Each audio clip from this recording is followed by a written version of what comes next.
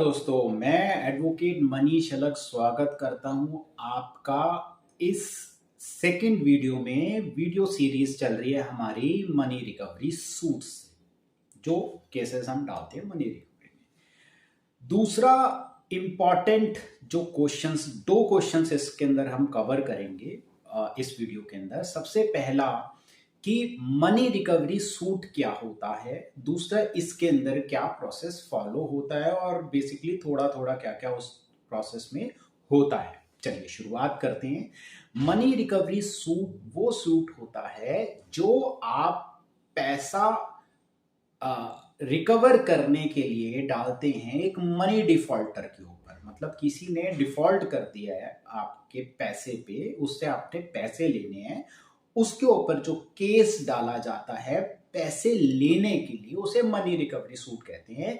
ये order 4 of CPC 1908 के तहत डाला जाता है।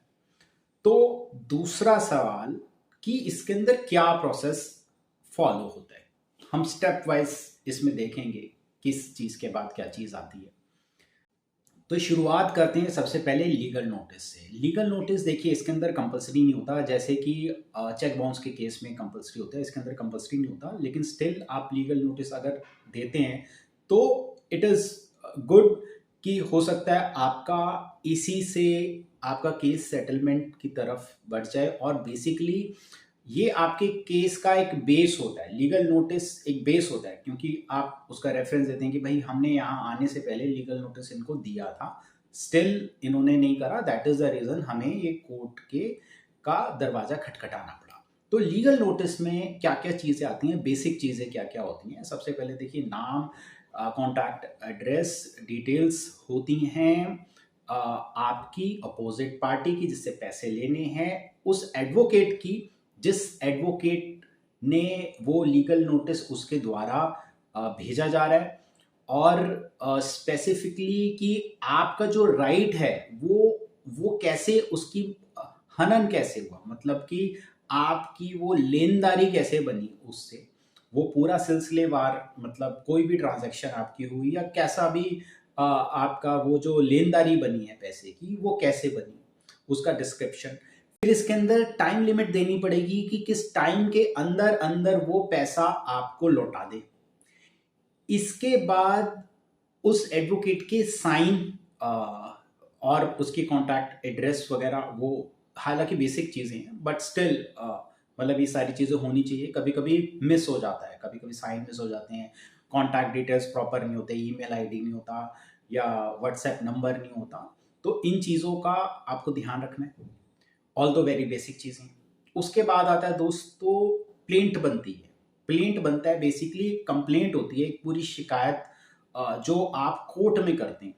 इसके अंदर कॉन्टैक्ट डिटेल्स आपकी, अपोजिट पार्टी की, कॉज ऑफ एक्शन कैसे अराइज हुआ उसकी, ज्यूरिसडिक्शन कैसे बन रही है उसके अंदर इस बात का वर्णन होना चाहिए कि भैया ज्यूरिसडिक्शन कैसे बन रही है हमारी इसके अंदर। इसके अंदर सब्जेक्ट वैल्यू कितनी है, मतलब कि उस जो भी आपकी ट्रांजैक्शन हुई, जो भी आपका नुकसान हुआ, आप क्या समझते हैं कि इसकी क्या वैल्यू थी और आप रिलीफ क्या चाहते हैं।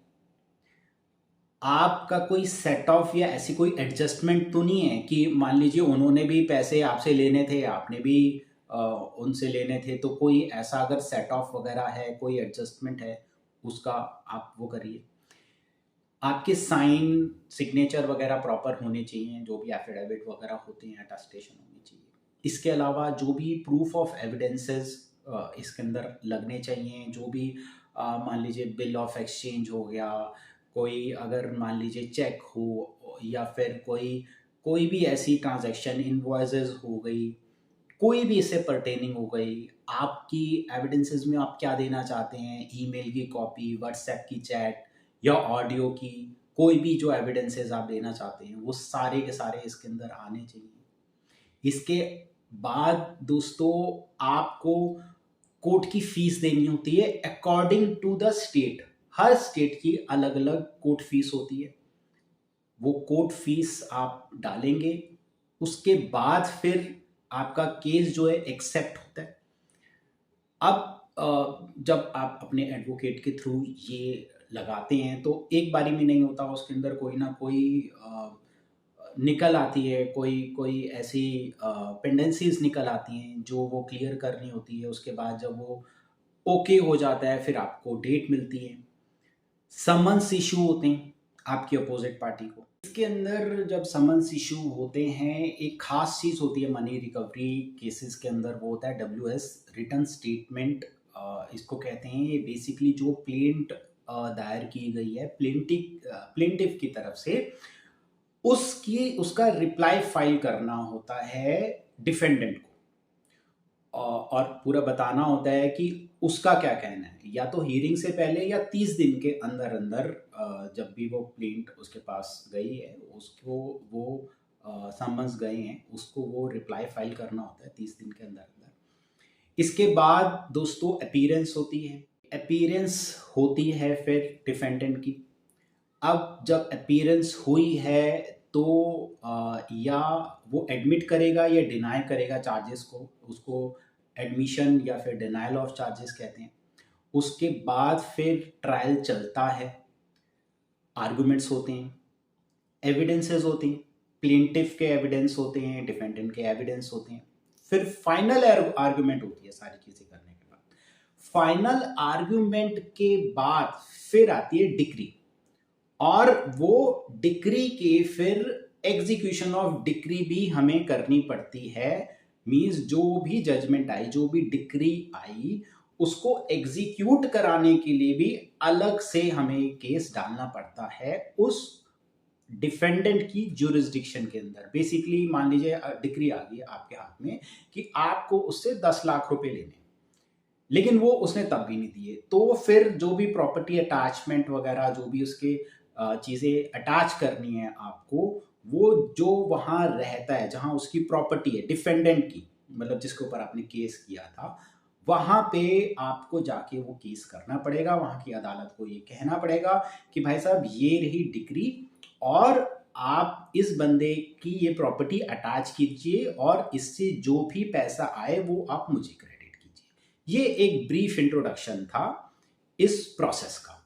तो इस वीडियो में दोस्तों इतना ही। मैं एडवोकेट मनीष अलग आपसे इजाज़त चाहूँगा। मिलते हैं अगले वीडियो में, तब तक के लिए भगवान आप सबकी रक्षा करें।